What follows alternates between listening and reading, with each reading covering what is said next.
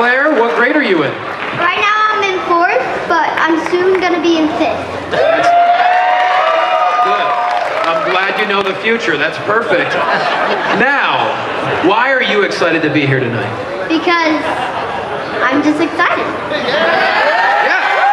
No other explanation. Now, I do believe, tell me the truth. Is it true that your dad has a ringside seat, but didn't get you guys ringside seats? That is true, but it's because of his YouTube channel, okay? It's his YouTube, okay? Her dad's an influencer. Let him go, guys.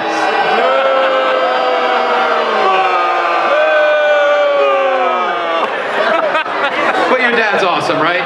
Yeah. See, he's awesome. Yeah! Give it up for Claire. Thank you so much, Claire. Hi. Mi gente, you already know who it is. It's the radioactive pop with Danny Limelight, the United Wrestling Network World Heavyweight Champion. And make sure you tune into the Alliance blog every week.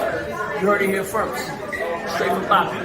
Know that there are some people in this world that did not tune in to the Alliance Vlog podcast. Shame on you! Shame on you. My name is Ella Envy, and I'm one half of the NWA Women's World Tag Team Champion. And I'm Kinsey Page, the other half of the NWA World Women's Tag Team Champion. And you better go listen to the Alliance Vlog. What is it called again? Podcast, period. Or you're ugly. Pretty and Power approved. Hey guys, check this out. I am officially now sponsored by Dubby. Dubby is a clean energy drink made to give you focus with no crash. If you guys are like me, you're always needing a burst of energy, especially with one with no crash. Dubby contains vitamins, amino acids, a nootropic, and 150 milligrams of caffeine. It keeps me awake with no jitters, guys. Check it out. Merch link is in the bio. Dubby.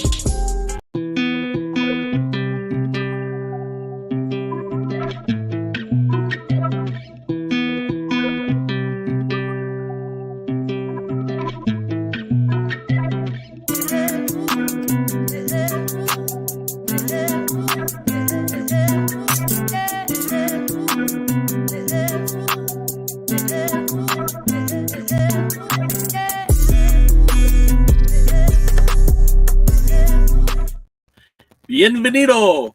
Gracias. Welcome to the pre-party with your new host, Ray J. Mysterio. Why do I do this? I don't know. Something's wrong with me. What is up, guys? Welcome to the pre-party, a presentation of Alliance-Wrestling.com, your number one source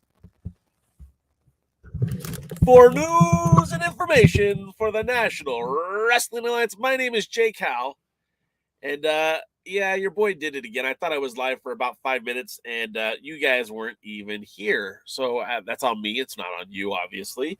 But welcome, bienvenido. I am home from Mexico City, and I am so very damn happy to be home. It was a fun experience, but man, oh man, is it nice to be back home. We're going to talk about POWERRR. We're going to talk about a lot of the events that happened in Mexico. I'm going to give you a little rundown of what I did in Mexico City. I saw that some of the wrestlers were out exploring and seeing monuments and visiting museums. Not your boy Jay. No, I was there for the pro wrestling. Rather, I was there for the Lucha Libre. And I got 3 shows of Lucha Libre while I was there. I'm going to share some clips that I took while I was there. Obviously, I'm not trying to give out spoilers, guys. So if you're here for the spoilers, I'm sorry. I don't want to do that. I know that the NWA spent a lot of time, effort, and energy to get these to get this stuff ready. And I just don't want to take advantage of that, guys. So if you're here for that, I'm going to apologize now. I'll tell you, I'm not going to have that for you. If you notice I'm looking off camera, it's because I'm trying to find stuff to present that I wanted to share with you guys. But yeah, we had talked. I was on the Discord. Yeah, that's premature, Jay. I was on the Discord channel while I was in Mexico. Internet was intermittent, if anything, if that makes sense. Turns out my phone had a pretty good data policy until like the last day I was there, and then it completely shut off without any warning. So I basically got stranded down at the Arena Mexico.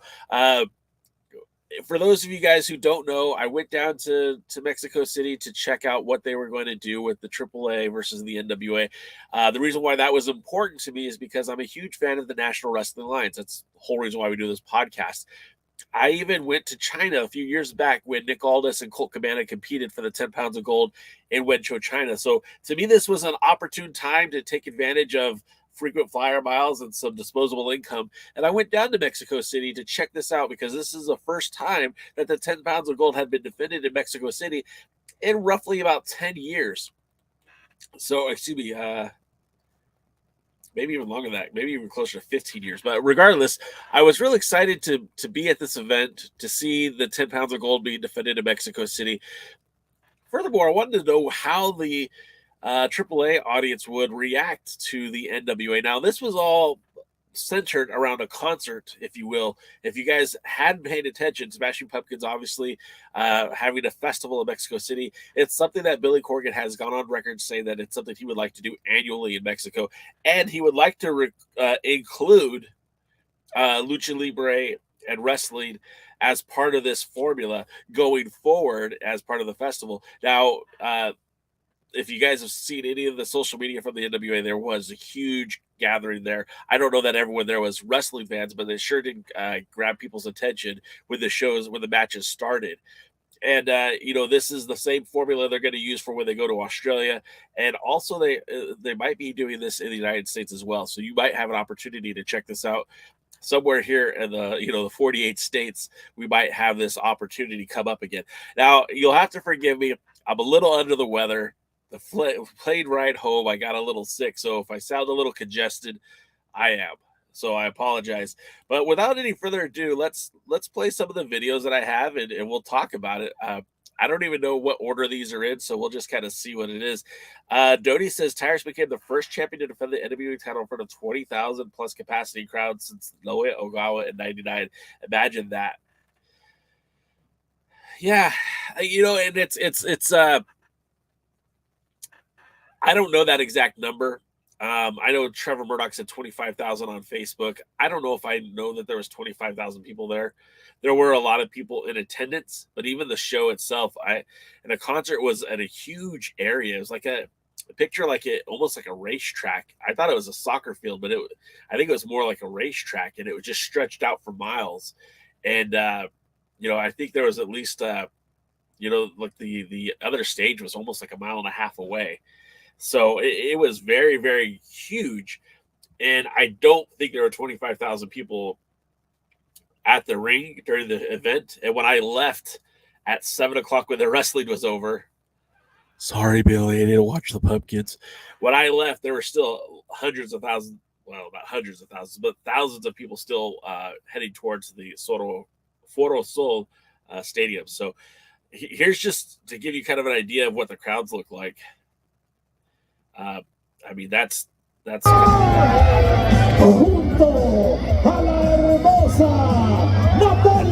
Stevens and Cantrell, and of course William Markova, who had a pretty good following.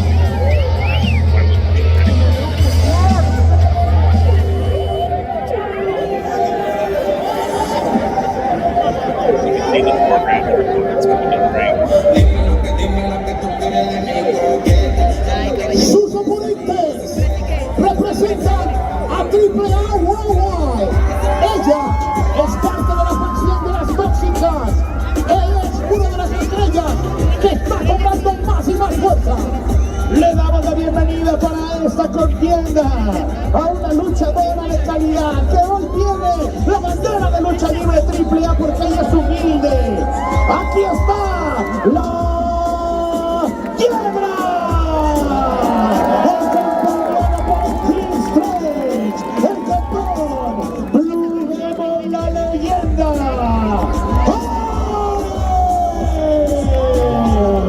The title that he's holding in his hand is the Demon Championship belt. I'll talk about that. A ganar una caída sin límite de tiempo, referee para esta lucha. Yeah, sorry, I let the phone down. I didn't know it was recording. Del Tirantes.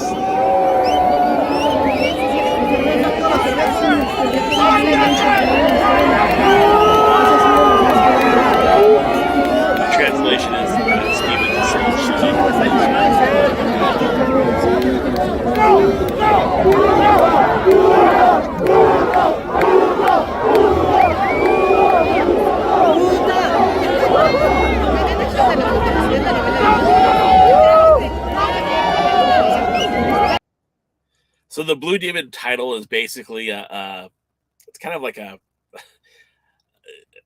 it's a belt, like it's like for the guy that's going to be like the next big thing that Blue Demon is supporting. So that guy, oh gosh, I can't remember his name. Whatever. I think it was Larez, whatever. It doesn't matter. Herrera, something like that. I don't know. He was like a protege of Blue Demon Jr. Not like that he was trained by him, but somebody that Blue Demon Jr. kind of endorsed. So it's like a secondary, third tier title. I don't think it's really has an actual like title value in terms of like a world heavyweight title or something like that. But it's something that they use to showcase the talent. Here's another clip that I have. Oh, that's the same clip. Oh no, that's them coming to the ring. Okay. Las figuras de NWA. Le damos la bienvenida a la primera pareja mixta para este siguiente enfrentamiento. You can see I'm a few rows back. So, there was a lot of people there. And the NWA was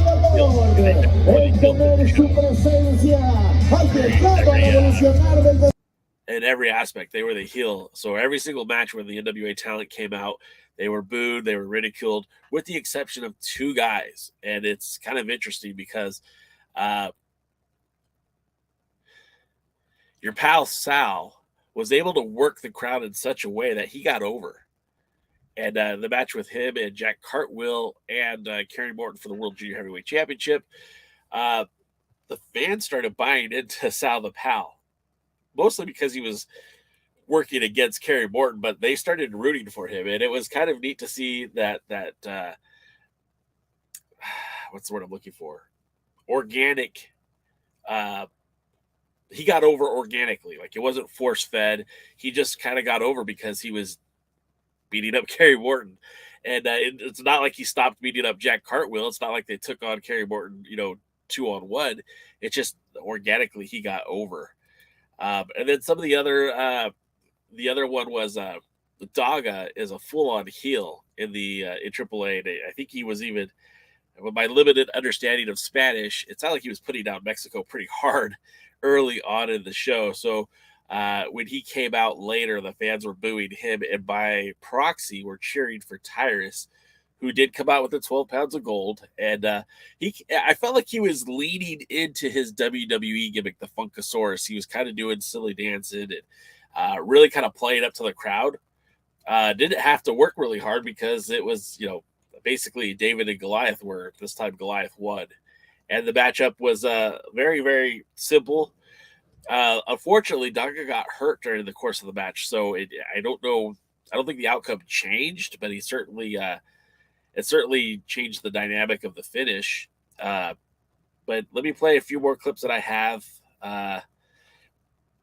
for the show. I'm not even sure where this one is. Let me play this one.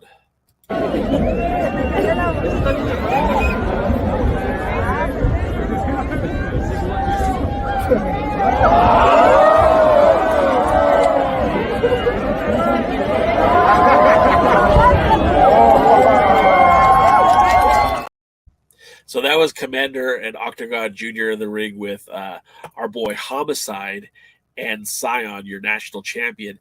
Homicide and Scion got real heat. Obviously, Scion, wearing the mask, you think they would have at least enjoyed his presence, but not really.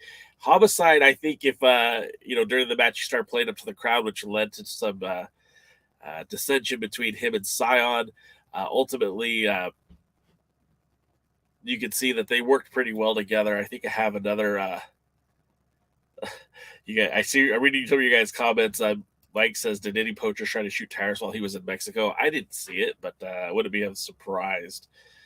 Willie also says, "Hey, J. Cal, Tyrus and the Fixers, if they were a rock and roll band, they should be called the Hemorrhoids." All right. Some of my clips are kind of out of order, so I apologize in advance. These are ones that I plan to put up on YouTube as shorts. Let me see here. Let me take the comment down. Here's one.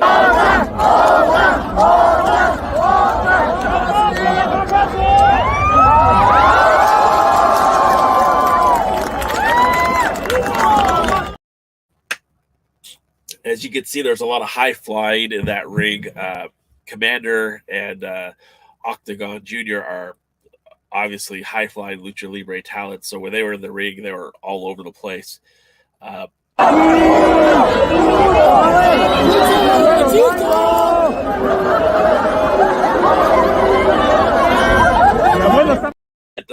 His papa would approve of that, but Ricky Morton, you know, I guess he would tell his son that he's got to do what he has to do to survive. But in Mexico City, Kerry Morton was just a different kind of animal. I guess I'm running short on video footage because I don't see the rest of it that was able to come up. But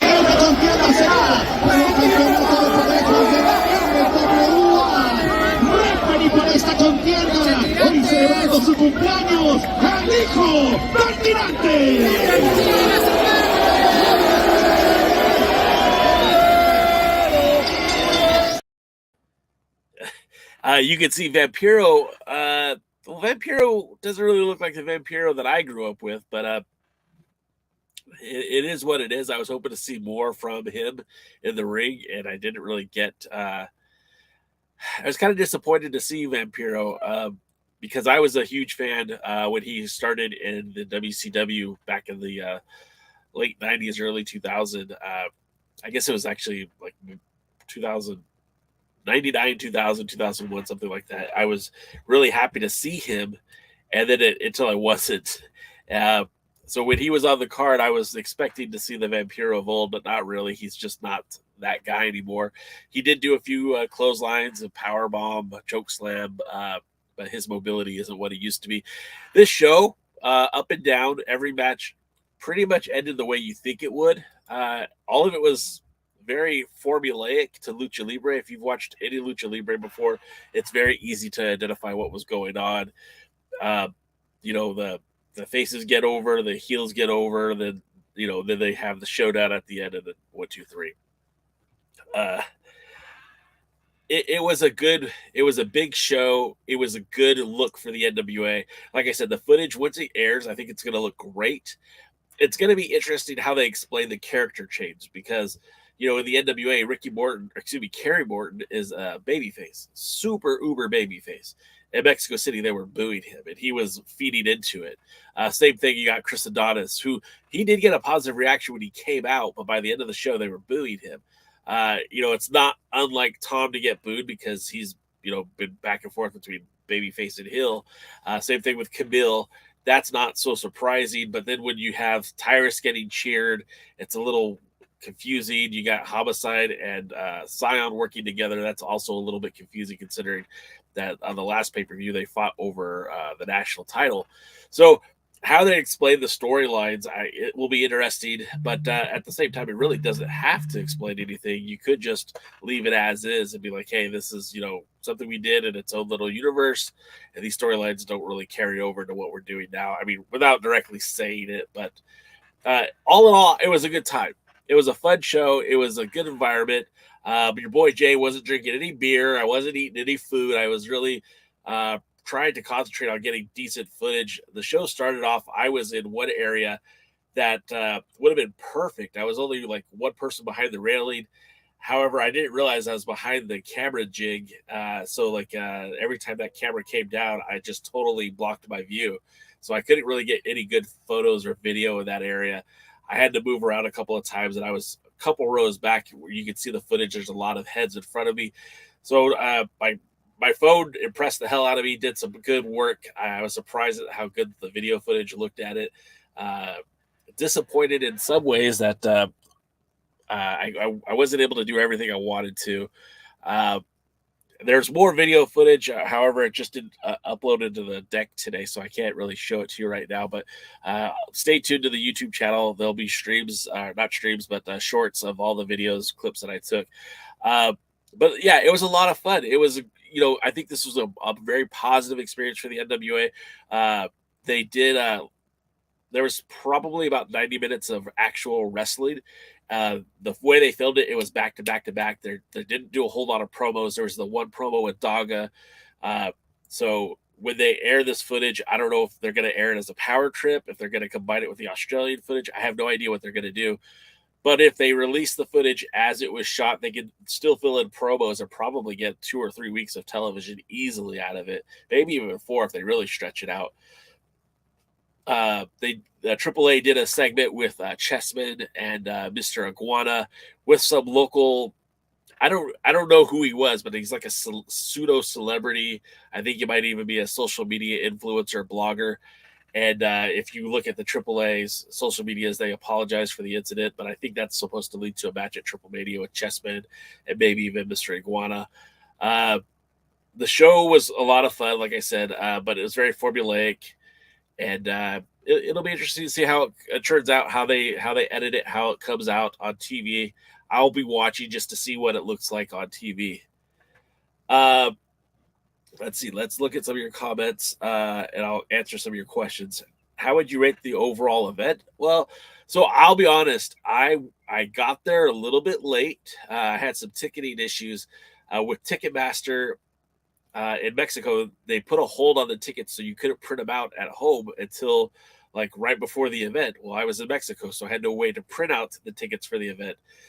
And then after, Spanish is not my primary language, obviously. I wouldn't even call it my secondary language. So it was difficult trying to navigate those waters to go find out where I could even get my ticket to enter the building. And there's a lot of kind individuals there who did the best that they could with, a non-Spanish speaking person.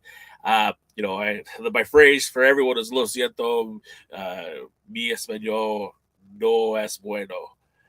So they knew right away that I didn't speak very good Spanish, but they were very kind to a foreigner in their country. I did finally get to the tickets. I did get in before the actual wrestling started. And honestly, I stayed just specifically for the wrestling. There was a cool band there I really enjoyed that I'm going to check out later called, what are they? I think they're called Death. I have to look it up real quick because they were pretty cool. I would recommend them to a lot of people. If you like the Deftones, that's what it kind of reminded me of. Death Heaven. If you like the Deftones or Perfect Circle or Tool or that kind of music that's very melodic rock and roll, that I would recommend them. They're badass. So the event was cool. I enjoyed it. But as soon as the wrestling was over, I hightailed it out of there and I went to the CMLL show because to me, that was a pretty cool thing. If you guys weren't following me on social media, my flight was supposed to leave on Friday at 5 a.m. from Palm Springs, California to Texas. Well, they canceled my flight about 8 hours before I was supposed to board. So, or not 8, like 10 hours before I was supposed to board. So we had to rebook the flight. I didn't get into Mexico. I was supposed to be in at 4 o'clock. I was going to go to the CMLL show that evening on Friday and then go to the concert, Monster Wolf, which is Mecha Wolf's band. They had a concert and I was going to go to that afterwards. So I ended up missing the wrestling show, went to the concert, which was cool because I got to hang out with Kerry Morton. I got to hang out with He-Man. I got to hang out with Rocky Romero was in the house. Got to say what's up to him. Fell in love with this pretty cool all-chick, alt-goth punk metal band that was there. I think they're called the Benders. I recently followed them on social media. If you guys care, I'll give you the information later. You hit me up in those DMs. But I think it was a good event. I think it was good for the NWA, and I'll tell you more about Mexico in a minute. Gonna get some more questions. Dodie says, I guess I need to correct my statement. Rob Conway defended the title in front of 35,000 capacity crowd. Okay, yeah, I mean because he did defend it at the Wrestle Kingdom 3, so I would imagine that'd be a pretty big drawing number. Chris says Vampiro's like a cripple now. Yeah, it's rough. Jeremy says Vampiro has issues with concussions and such.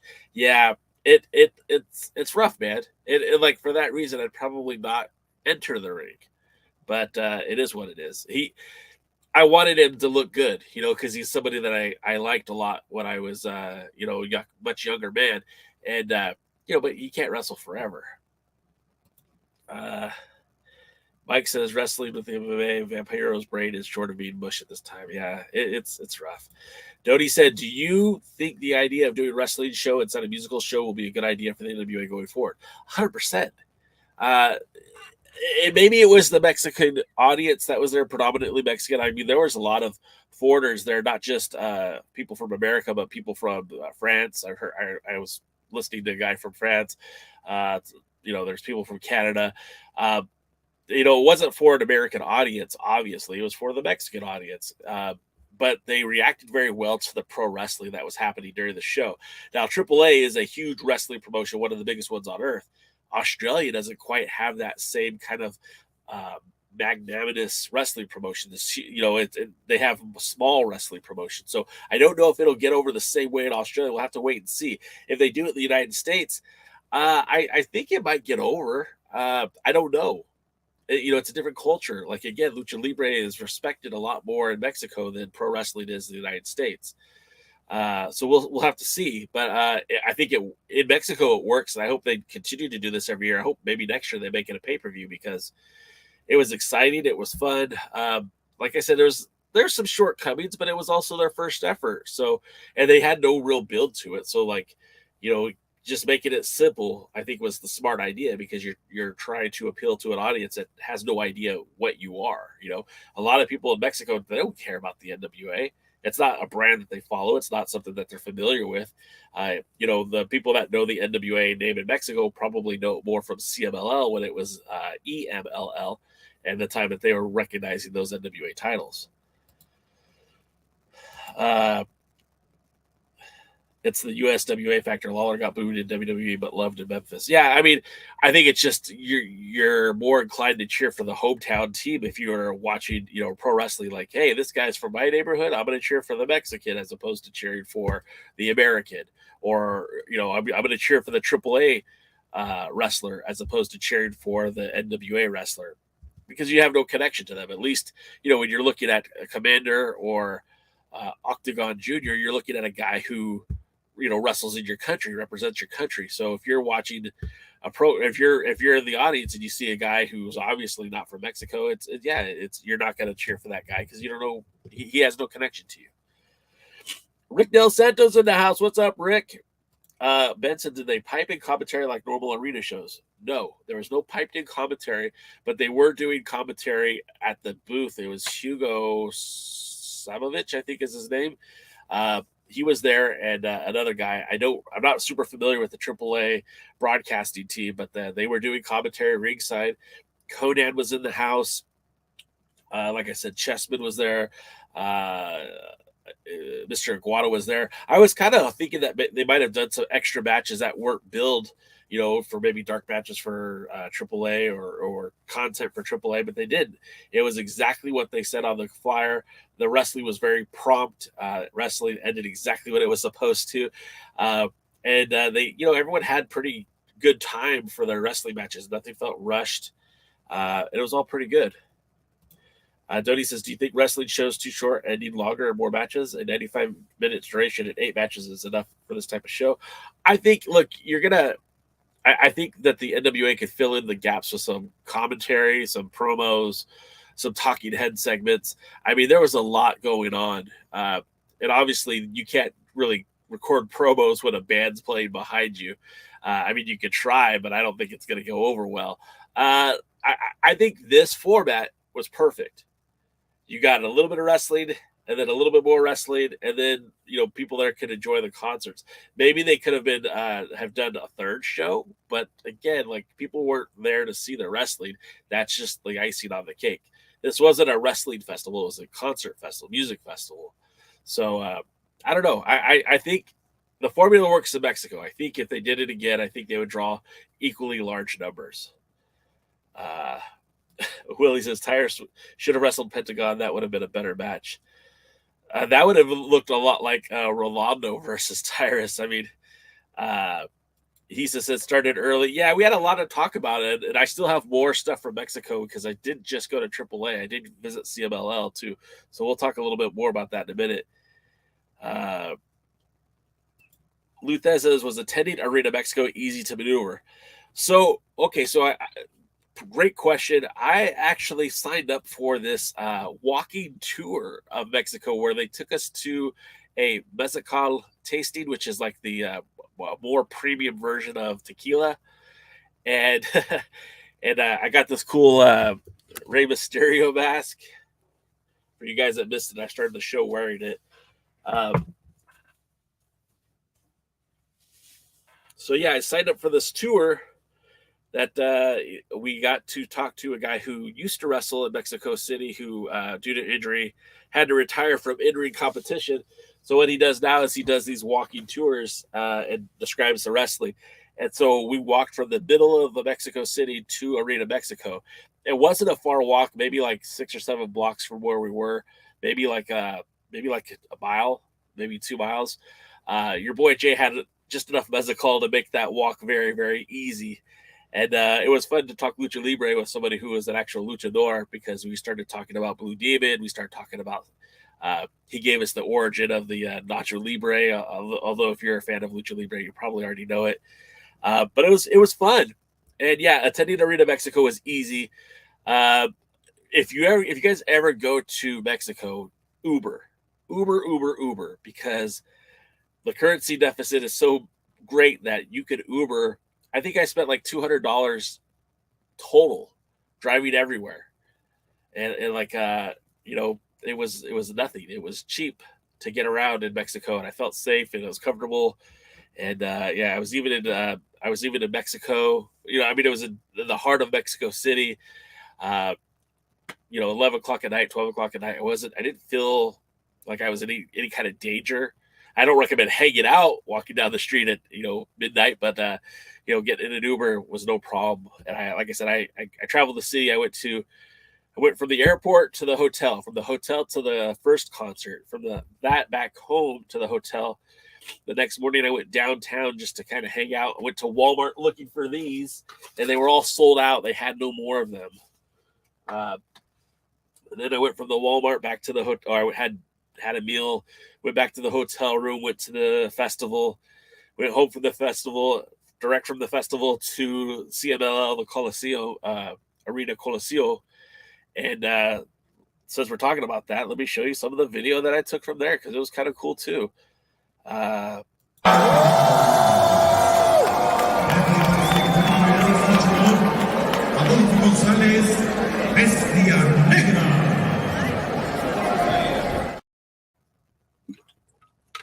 that was Blue Panther without his mask on. And I didn't know he lost his mask. So when he took it off, I was kind of shocked. And God, he is old. We've said some not so kind things about Ricky Morton in the past, but man, that was rough watching him in the ring. And they weren't taking it light on him. They were stomping his ass.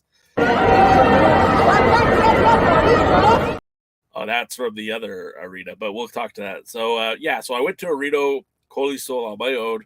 I was there by myself, and I bought my ticket. I got to the event late because like I said, Uber everywhere, but like also make sure you know how to use the Uber app, because like I ordered my ride when I was still in Foro Sol, the stadium. By the time that I walked out of the stadium and walked to where the driver was at, I walked probably 2 miles just to get into the arena, or to get to the car to go to the arena. And it was cool as hell, because that, to me, these are like the meccas of Lucha Libre. I in the past used to watch CML quite regularly back in the early 2000s when the Havana brothers were still wrestling there. That was like TJ Perkins, Rocky Romero, Ricky Reyes, Bobby Quantz were all wrestling in CMLL. That's when they did the title swap between Volador Jr. and Volador Jr. and Rocky Romero for the CMLL Super Ligro Championship. Was a title that they actually defended in a lot of the Dave Marquez NWA affiliated promotions for that short time. It was pretty cool to watch all that, and then then to see Rocky Romero in the CMLL environment, after all this time. And I get to watch him live in Mexico City at the arena. I think it was kind of a bucket list item.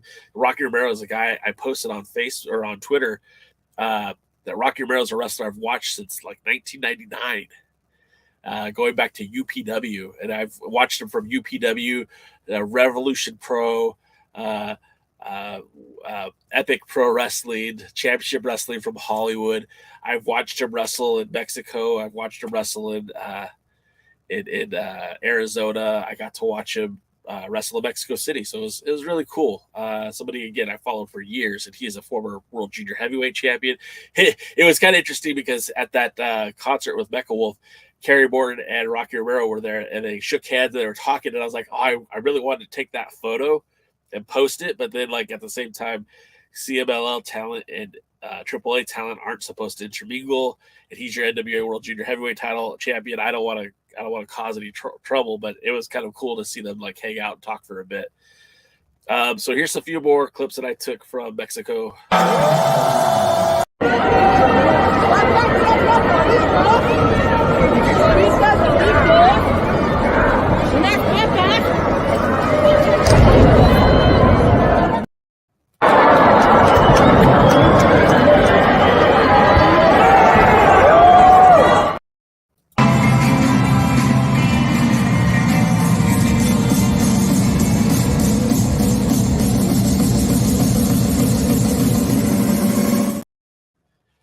So not a whole lot. I didn't want to spoil anything, but again, stay tuned to the website. Stay tuned to this channel on YouTube because I will be releasing some of those clips as shorts on here. I know a lot of you guys are watching those short stuff. And yeah, Lou said it best. Bucket list stuff right there. Yeah, I feel like I could say that, look, I've witnessed wrestling in a couple of the meccas of pro wrestling, right? Like, years ago when the Grand Olympic was still operating, I got to see ECW at the Grand Olympic. So I feel like I got the LA bucket list checked off. I've seen wrestling in the Arena de Faustino in Tijuana. So that's a bucket list item for me. And then seeing Arena Coliseo and Arena Mexico, huge, as a Lucha Libre fan, huge bucket list items checked off. I feel like I'm good there. Now, didn't see wrestling at the Nashville Fairgrounds, the old fairgrounds where the 70th anniversary show was. I feel like that was a huge bucket list item. Definitely need to see wrestling in Madison Square Garden before I die. And I would love to go to Japan and see some of the, the Puroresu and some of those places, because I think that would be pretty cool too. Mike, everywhere. It's legal there. We won't say anything more than that, but yeah, they were everywhere. Let's see. So that was Mexico. I think when the footage airs, you guys will all enjoy it. Like I said, it's not anything super like in depth. You're nothing groundbreaking. Nothing happened that you didn't expect to happen. But it's interesting to see how the characters will portray themselves in Mexico versus how they portray themselves currently on television. We got the weird pairing of Natalia Markova and Aaron Stevens. Aaron Stevens, for this all intents and purposes, has been inactive as a wrestler and has been focusing more on being a manager. And Natalia Markova has been teaming with Brian Mercurio, but he wasn't there. I said Brian Mercurio, Brian Wood, Mercurio, whatever. He wasn't there, so they put that pairing together. We just watched Homicide and Scion feud over the national title, and then they were teaming together. So again, another interesting pairing. But I do hope they do this again next year, and like I said, I hope they make it a pay-per-view. I know even a few of the competitors had difficulties getting to Mexico. I was the only one that had issues with transportation. I don't think Tom and Kamille got into Mexico City until like maybe a few hours before show started. I think initially that the women's title match was supposed to be earlier in the card, and I just think she didn't get there in time, so they had to push it back. But it was cool. I think you guys will like the footage. I'm very much interested to look to see how it's going to play out in Australia. Again, without a major promotion, like Mexico is AAA. Like you had your AAA ring, you had the AAA announcers, the lighting rigs, all that stuff. In Mexico City, I don't know who they're going to use that's going to provide all that. They could call our pal Pole Jump. I'm sure he'd be willing to help them out. But in terms of actual like the wrestling and getting all that stuff set up, you don't have a company like AAA there who could support that infrastructure. So we'll see how it goes. But like I said, a great time. If you guys ever get the chance, make sure you go to a AAA event. If you're going to be in Mexico City, the thing about CMLL too is they run like almost every day. Like they were running on Monday, they ran on Friday, they run Saturday, they run Sunday.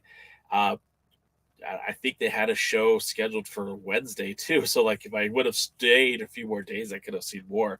But they'll do like their TV taping tonight, or I guess last night. They do a show at 9:00, just like Monday Night Raw, I guess. So, whew. All right. So that's my Mexico trip. A couple of things that I learned. Number one, make sure you have a great internet on your phone. Uber everywhere. If somebody is selling tissue paper before an event, make sure you buy it. Buy the tissue paper, because that means that they don't offer toilet paper inside the bathroom stalls. Wear sunscreen when you're out in the festival heat. Be patient. It's a busy city. And if you don't speak the language, make sure that you're either with someone who does or have a way of communicating, because it can be very, you can feel very vulnerable when you can't speak the language. I finally get how it feels when tourists from other countries come here and they don't speak the language, and you just you try to communicate, but it's kind of hard. No, I did not see the legend Mystico. The only legendary performer I saw, I guess, would be Blue Panther. I have a new favorite in Volcano. He has gear that's very akin to Bam Bam Bigelow. He's a bigger guy. In a luchador match, he's huge, but I think he's probably he'd probably be about the same size as well, I guess I think he'd be smaller than Trevor Murdoch. He's a big guy that can do flips and stuff. It was fun to see. But let's move on to what's next for the NWA, because obviously we're heading into 312, the pay-per-view for Chicago. We've already got a women's title match announced. We have La Rosa Negra taking on Kamille. Chris Adonis laid out the challenge for Tyrus for the 10 pounds of gold. I believe we just had EC3 challenge Scion for the national title. Sean Mega's in the house. Welcome, Sean. You missed all the lucha stuff. You're going to have to go back and watch to see the fun stuff. No, Blue Demon didn't bring the Mexican Tag Team Title Championship. No, he did not. But tonight's Power episode, again, is brought to you by the NWA. Oh, real quick, before I go any further, Danny Deals reached out to me one more time. And if you guys are interested in getting some NWA merchandise, 20% off your order if you use the code SPRINGDEALS at checkout. Spring Deals. They're doing a clearance sale basically on the site. Get 20% off your order when you use the code SPRINGDEALS. Again, this is not a kickback for the Alliance. This is I get nothing out of this. I'm just he offered, so I take him up on it, because if it's saving you guys some money, I feel like that's a cool thing. Plus, if you want some NWA merchandise, now's the time to get it 20% off.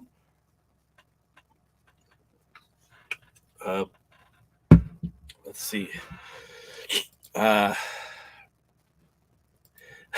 Sean Mega, I did mention Pole Jump. I don't know if you're aware of this, but Pole Jump is running a successful wrestling promotion in Australia, and it, I every time I bring it up, I say, "Oh, he's had a few shows," but he's been running pretty consistently for a while now. More than just a few shows, and he actually has had Chris Adonis at his shows. And Chris Adonis was one of his champions at one point. So, yeah, you should check it out. I can never remember the name of it. I'll look it up right now and see if I can find it. Let me see. Australia Wrestling. That's All-Star Wrestling Australia. All-Star Wrestling Australia. In fact, they actually have a show coming up very soon. Let's see. They have a show coming up, Bash at the Bay on, that's July. Jeez. Well, okay. They have a show coming up in July. But, yeah, they run pretty regularly. And, yeah, here's the link if you want to check it out on Facebook. All-Star Wrestling Australia. Yeah, I'm proud of Pole Jump. I don't know if some of you guys never checked out our old forums back in the day. Pole Jump was a very positive fan about using the big names to draw. He was very he always said, hey, I could do this better than the NWA. I could do this. I could do what they're doing. I could do that. And at one point, Dave Marquez said to him, if you think you could do it, go do it. If you think you can do it better, then prove it. So he did. Now, it's up to everyone's interpretation of what's good, what's bad, but he's been running consistently ever since.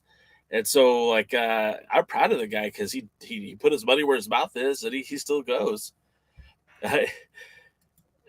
Sean, just a little bit, just to tell him that I'm proud of him, because again, like he did what he said he was going to do.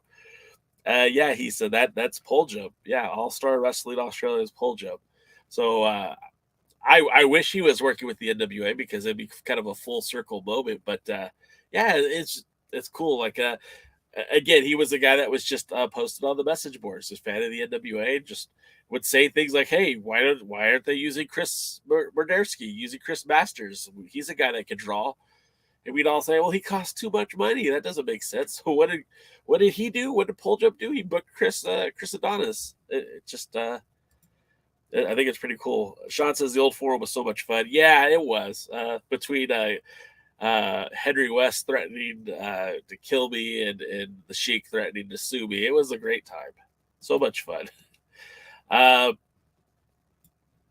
Media says if Kenny sells her underwear, I might buy if there's a code for it. Other than that, NWA never has size. Oh, jeez. That's Candy approved. I don't think so, Mike. I don't think she's going to be selling her underwear, which is kind of an odd request. I did have banners for this show, but for however reason, they did not end up making it to the docket here. What happened? Oh yeah, here they are.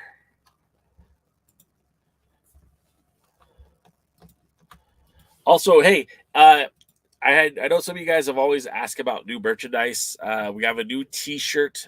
This was a new design we just had made from Wicked Designs. I think it's kind of cool. That's the Phoenix. Although our mascot's more like a red eagle, I'll take the Phoenix. You can get it in black, charcoal green, purple, or royal blue.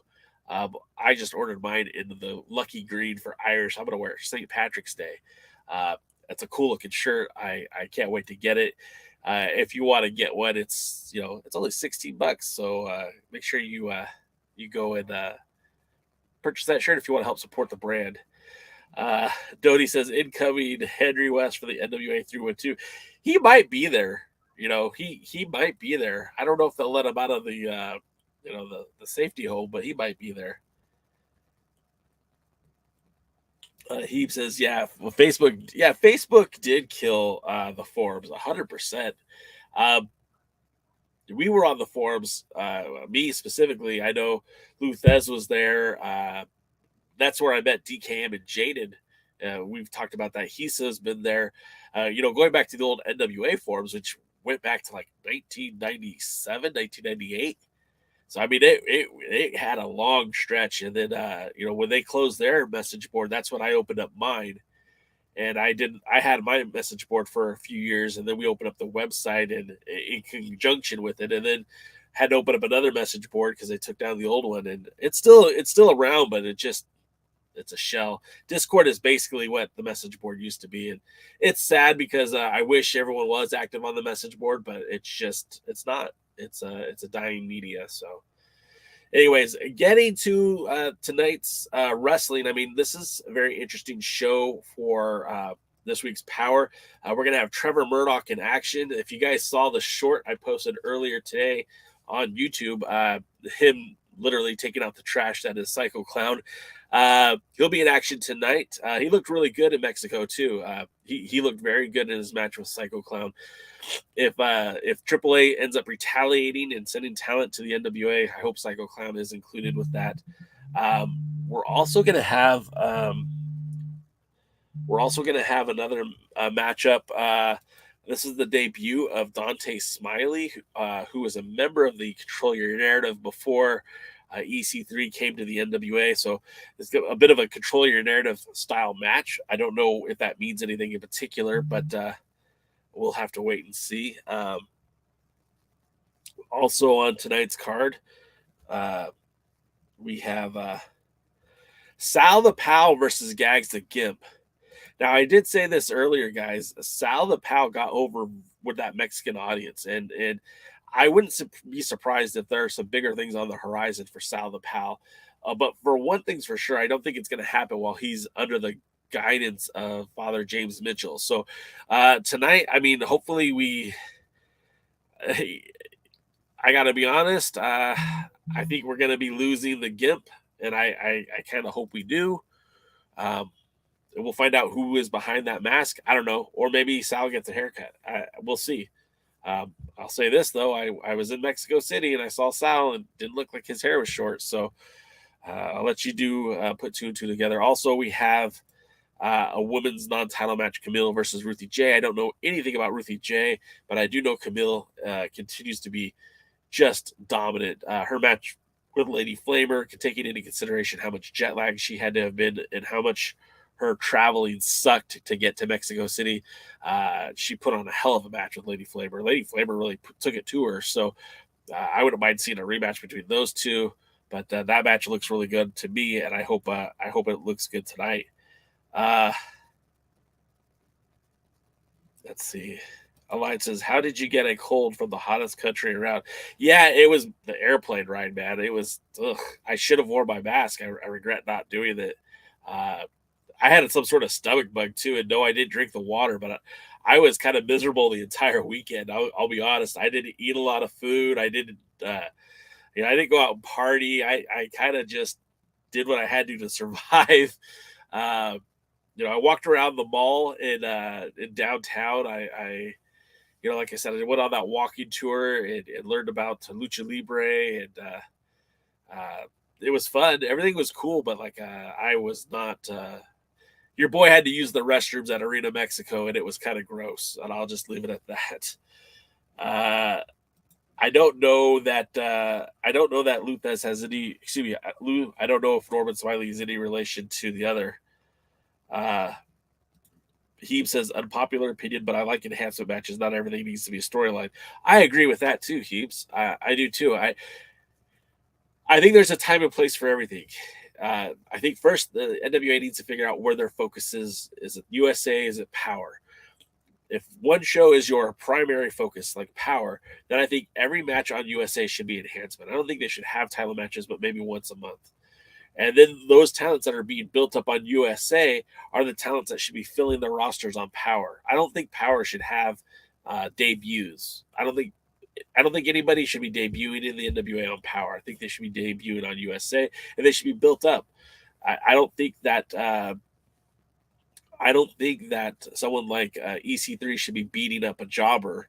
I think EC3 should be beating up the guy that's beating up the jobber. If that makes sense. I mean, that's just my opinion, anyways.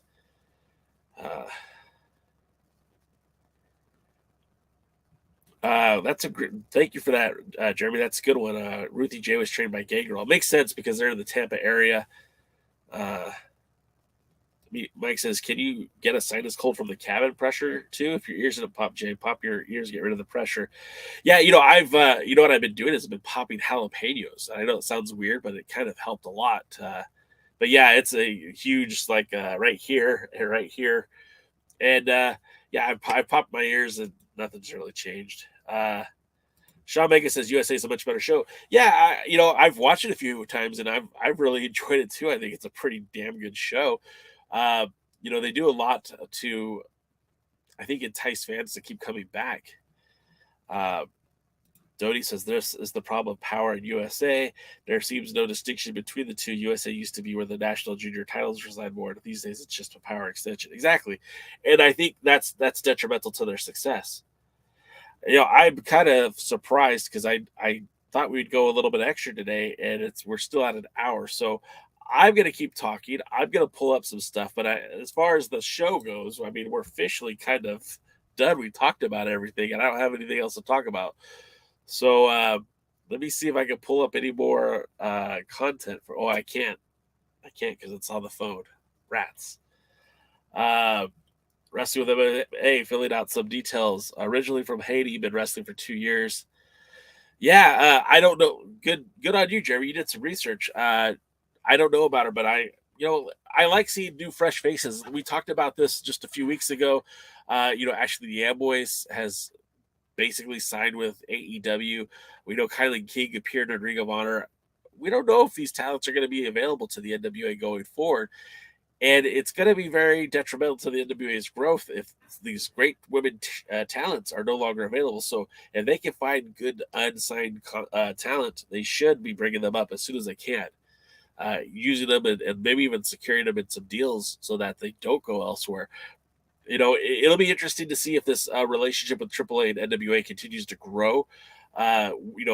It sounds like on at least Billy's side that he was very happy to be working with them. Conan tweeted like he was happy to be working with the NWA, and I think like this could be a great arrangement for all the parties involved because again, the NWA uses a lot of talent that has value in terms of name value, like Chris Adonis, Tyrus, Trevor Murdoch. They all are former WWE guys, and they're familiar to some of the fans in Lucha Libre who also watch the WWE. They might be like, hey, whatever happened to this guy? Oh, he's wrestling here. EC3. You got to remember, EC3 was a hot commodity before his last run of the WWE. It just kind of fizzled out. But, when he was on NXT, he was the NXT champion. He was an Impact champion. They're not doing a whole lot with him right now in the NWA, but that doesn't mean they won't be doing something with him. Let's see. More comments. Hot and sour soup cures everything. I like albondigas, but I didn't even eat when I was in Mexico, guys. I seriously had like 4 meals the entire 4 days I was there. I ate Friday in the airport, nice barbecue. The waitress flirted with me. It was pretty cool. Saturday, I had brunch at this Mexican restaurant. I ordered in Spanish. I was so freaking proud of myself. And then when I got home from the second wrestling show, technically third show of the day, I ordered a pizza. I ordered Little Caesars on Uber Eats, and that was pretty cool. I ate about half that pizza, and then Sunday I had chips and guacamole with the mezcal tasting. So that's all I had to eat. And I'm a big guy. I normally eat at least 3 meals a day. I wasn't eating very much, but my stomach was all in knots. I was traveling alone. It's again, Spanish isn't my primary language, and it's a language that I'm trying to learn. I'm using Duolingo to learn Spanish, so I could say some things and I can understand a hell of a lot more than I could speak. But you never realize how vulnerable you are in a situation when you don't have internet. Sunday, I didn't have internet after 3 o'clock. My phone was dead, so and there wasn't a lot of free Wi-Fi everywhere. Mexico City's huge, right? Mexico City's probably bigger than Los Angeles. When you have no internet, the only way you have to travel is with Uber or getting a taxi. And you can't tell somebody where you need to go because you don't speak the language. It gets rough, man. Very, very difficult. So I made it work. I got home. I got my immigration status taken care of. I came home safely. I got both kidneys still. So, but yeah, it was pretty good. Overall, I had a blast, but it was very chaotic, very stressful. Had a lot of things go wrong. My hotel room was an absolute nightmare. It was terrible. They didn't even have the Wi-Fi didn't even work in the rooms. It was bad. If Billy still has no clue to distinct Power and USA, then I demand USA to be expanded 1 hour like Power. There you go. Mike says, jalapenos will help, Jay. That's where I have my sinus disease and it's affecting my eye. I drink Tabasco sauce to keep the inflammation down, so keep it up. Okay. Thanks for the heads up, Mike. And sorry to hear all that. Wrestling with MMA says, going back to Miss Ruthie Jay, 37 matches total. That's interesting. Again, still fresh. And from the Tampa area, you said she's been training with Gangrel. That makes a lot of sense. And then Rick says he enjoyed last Saturday's USA. I didn't even get to watch it yet. Again, the internet was down. Although I was able to download the matches. So you guys don't know this, but in Mexico City on Disney Plus, they actually have a whole series of lucha, like a lucha TV show on Disney Plus that marries the Marvel Universe and AAA Lucha Libre, and it's a whole thing. And it only went for 8 episodes, I guess, but I downloaded the season, so I'm looking forward to watching that when I'm feeling a little bit better. But yeah, it's kind of cool. I'm kind of jacked up about it. Dave Scooby says 1 month out from NWA 312, just waiting for tickets to go on sale. Dave Scooby is absolutely a madman. He is able to get to all these wrestling shows. He's been to far more many NWA shows than I have, and I'm kind of jealous, but at the same time, like, I'm happy to be home right now. It's Dambois. I'm trying. Wrestling with MMA says most of her matches have been Coastal Championship Wrestling. Coastal Championship Wrestling actually coming to California to put on a show, and CJ will be part of their efforts out here in Southern California. I think it's a terrible idea because everything's more expensive in California. You can keep doing shows in Florida or in Tennessee, and probably pay a lot less to film than it would be in California. Rick says black tea with brandy and add some ginger root and lemon. You'll feel better by morning. I was hoping just to drink a lot of alcohol and call it a night. Mike says, chew on the ginger. Yeah, I'm all right. Sean says, send me an email, wink, wink. Are you talking about the footage? Are you talking about the USA or Marvel? I'll see what I can figure out. He says, I moved to the U.S. in 87, barely spoke English, but survived the first 8 years of my American life in the South. That, I have a friend who also moved to the United States at a very young age. He moved from Thailand and grew up in Kansas City for like the first 5 years of his life before moving out to California. And you guys have such interesting experiences, going from one place to another. I think he was a little bit younger than you when he moved, but needless to say, it's still kind of life altering. Heaves, yeah, you guys should. That'd be cool, man. Yeah, Mike. Hey, it's hard to get to these pay-per-views, especially when they're not running in your background, your backyard. When they ran in Nashville, Mike, that was your time to go.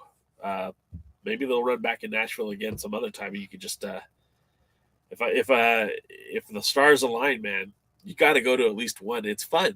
These events are fun, and the pay-per-views almost always deliver. Like, I haven't watched. There's one pay-per-view in the Lightning One era, and I said, "Wow, that was a bit of a letdown." And that was the first pay-per-view back for the Attack. I think that was. I wasn't a big fan of that one, but everything else, I was like, man, it's worth the money. It was fun, and going to them live, I think, is a lot. It's very interesting. Like, Polka Dot Pam, if you guys are familiar with her, she was there in Mexico City.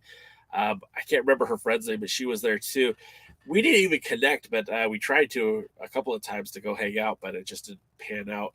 But there's something to be said to be in that environment, in that wrestling world with other wrestling fans. It's really cool. Like I said, at the Arena Coliso, I was there by myself. I didn't know anybody, and it was pretty cool just to experience that live, up close and personal. My phone battery was near dead, so I couldn't take as much footage as I wanted to. But and then being in Arena Mexico was really, really fun too. But I was with a tour guide, so I wasn't alone. There was a couple other English speakers. Oddly enough, none of them watched wrestling. None of them watched Lucha Libre. So I was like, "What? Why would you come to do this?" But I guess there was like an older couple from Canada. There was a woman from New York City whose son was an MMA fighter. There was a foreign student, exchange student from France, and then like cousins who were from Arizona and Texas, respectively, and like one of their boyfriends. And it was like, how do you guys get to a Lucha Libre show? But I guess it was like, hey, we're in Mexico, we want to try it. And what better place to try Lucha Libre is in Mexico City? But they started asking me, well, what are you doing here in Mexico? I was like, I came to the Smashing Pumpkins concert. Well, how was the concert? I didn't stay for the concert. Pam and Heather posted a ton of pics on Twitter and Instagram. I posted a lot of stuff on Discord. I wanted to make some more posts on Instagram, but like I said, Sunday night, my internet was just gone, and I didn't have an opportunity to do anything. And I'll be honest, I got home last night. I wasn't feeling great. I woke up not feeling much better, so I haven't really had a chance to. But I will. And like I said, I'll post a lot of my shorts right here on YouTube.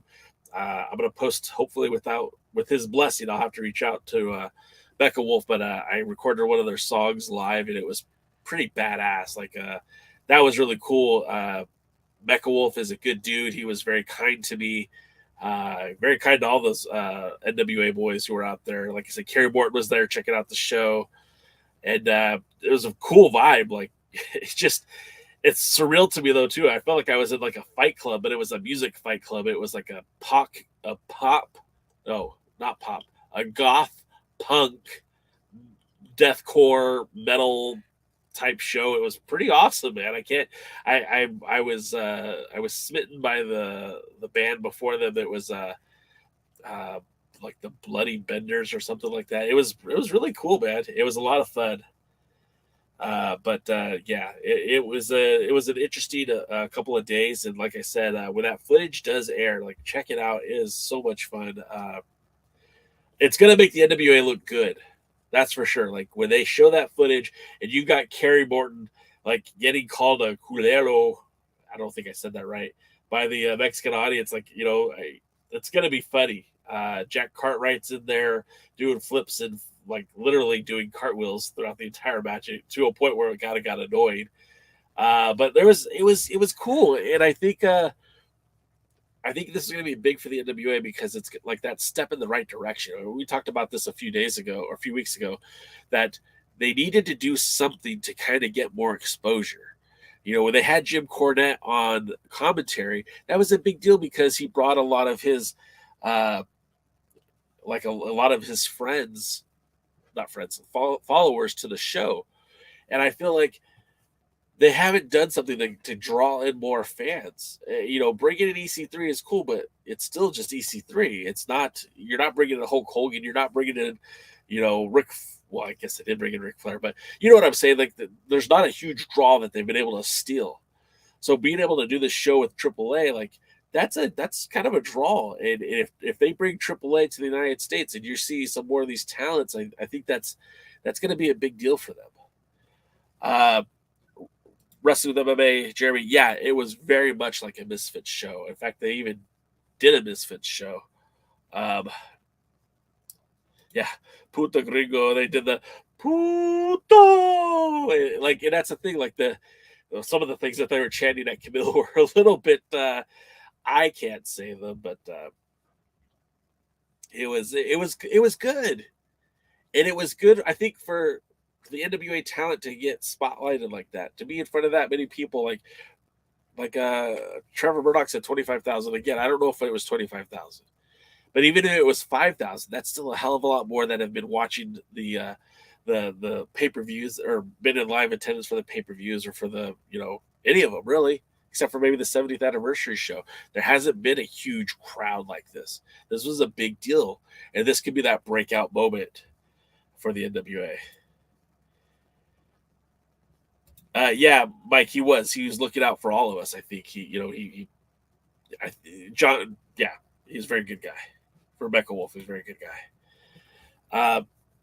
Yeah, and like he even pulled me aside. He's like, "Hey, let's talk." And we started talking. And then he got pulled away to merch, and he wanted me to stick around, but I had more stuff to do. I had to go home and drink water, not from the tap though. I didn't drink the water from the tap. Yeah. So, what other questions you guys have? What do you think about the proposed matches for the pay-per-view? Are you guys excited about Tyrus and Chris Adonis? Do you think there's someone better on the roster to challenge Tyrus, or do you think Chris Adonis is the guy? And I know did we have a women's title TV match qualifier this past weekend? Because like I said, I didn't get to watch USA. I was out in Mexico.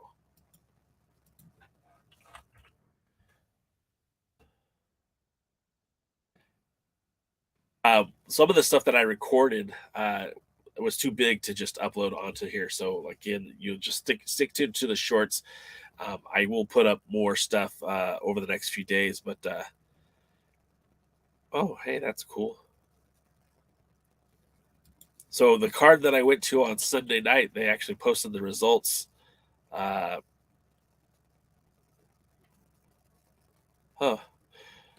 Oh, I did see.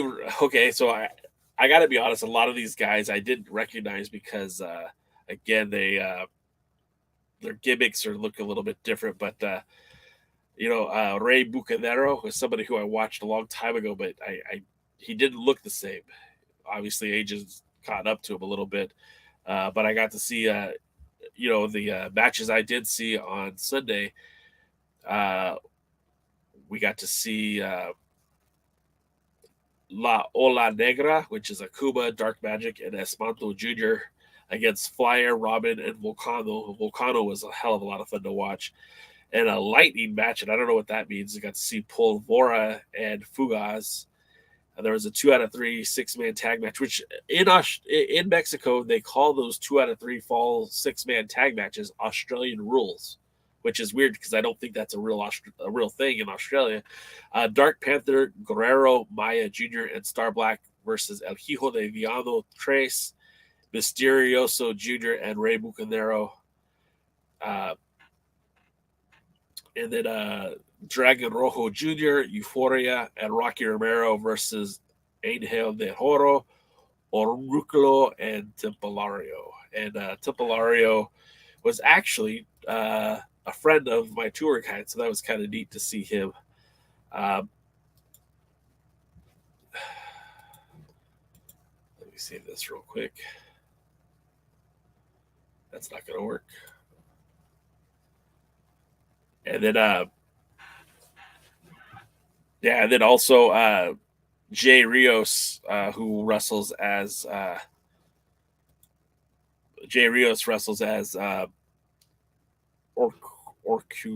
Am I saying that right?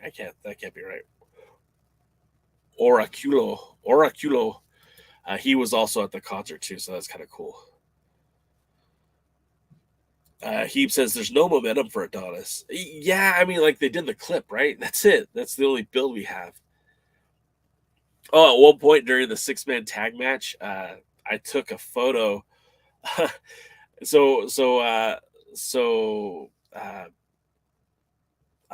Kratos got frustrated with one of the Nueva Generación Dinamite, and he stole their title and he held it up.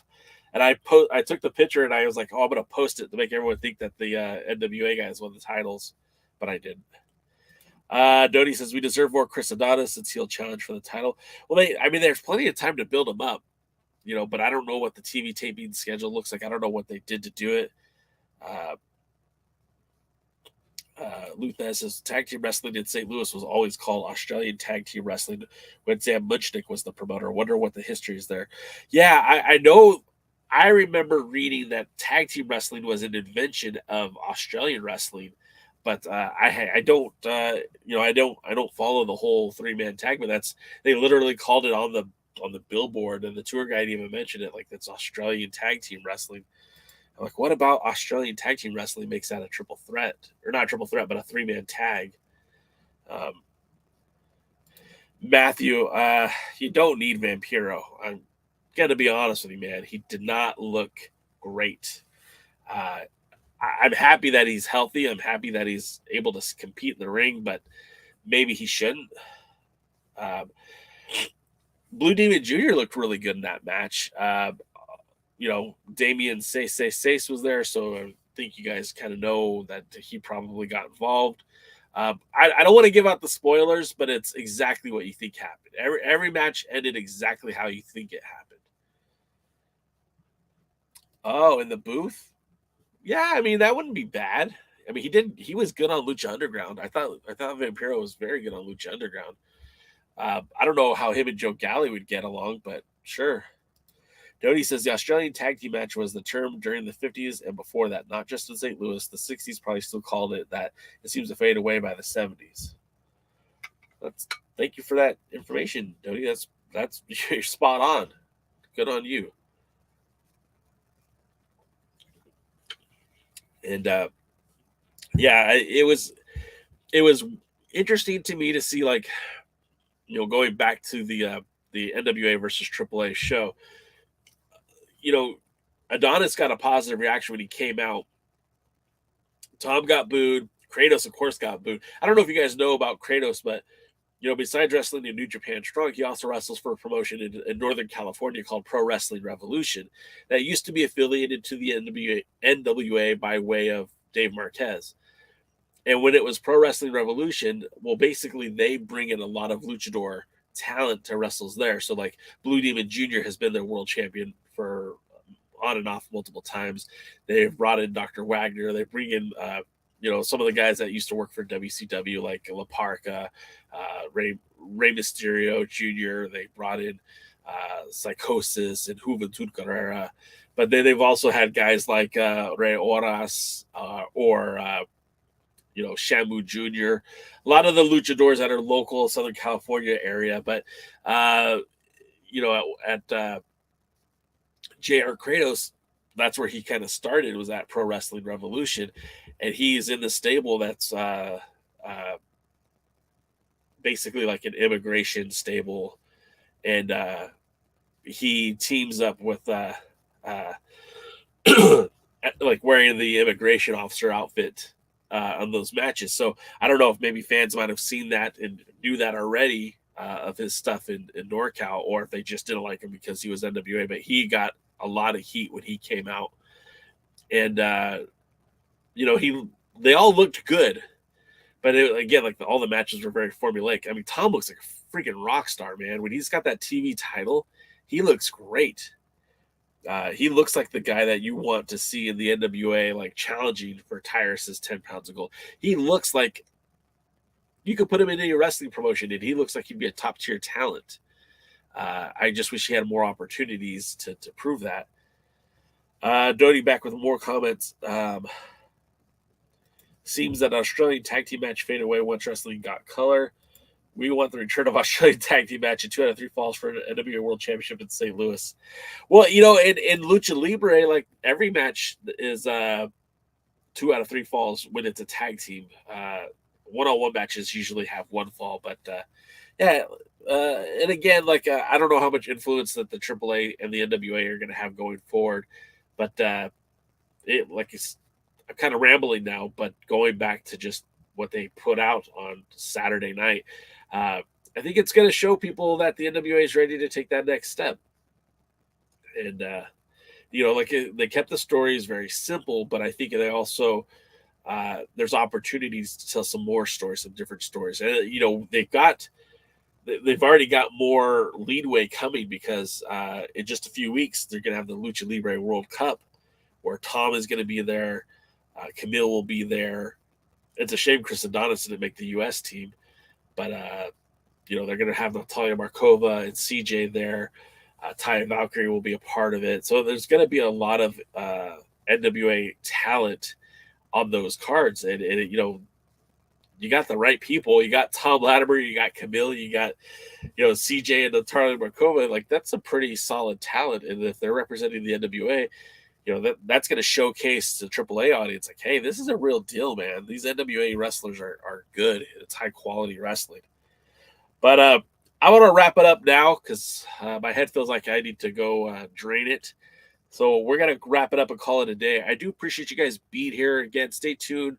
Over the next couple of days, you'll see more of the shorts coming on the YouTube channel. Of course, our pals over at the Other Alliance guys will be talking about the show that happened on Saturday. We'll recap a little bit of tonight's Power and basically talk some NWA general. Of course, the Original Alliance guys will be talking about more about Mexico and more about Power come Thursday night. So again, I really do appreciate you guys and respect you for joining us early today. I do appreciate you guys always being here, making us part of your Tuesday, Wednesday, Thursday viewing habits. Respect the hell out of you guys. Thank you for being a part of our little wrestling circle here. But I'm going to go take a nap, take some Tylenol, and call it a day. You guys have a good one. Go watch Power. Leave comments. Tell people to watch this show because that's what we do it for, is to create this community, that NWA fam. Again, one more time, real quick, I wanted to make sure that if you were interested in NWA merch, Spring Deals, that's the code. Use Spring Deals, get 20% off all merchandise at the NWA Wrestling Shop. That's nationalwrestlingalliance.com/shop. Get 20% off your merch. Again, that's no kickback to me. That's just savings for you guys.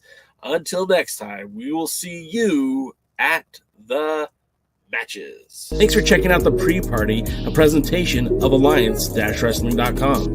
You should hit that subscribe button and join our community. I also want to remind you that we recap NWA POWERRR every Thursday at 8 p.m. in the live stream. We try to stay social, so find us at the Alliance blog. And until next time, we are the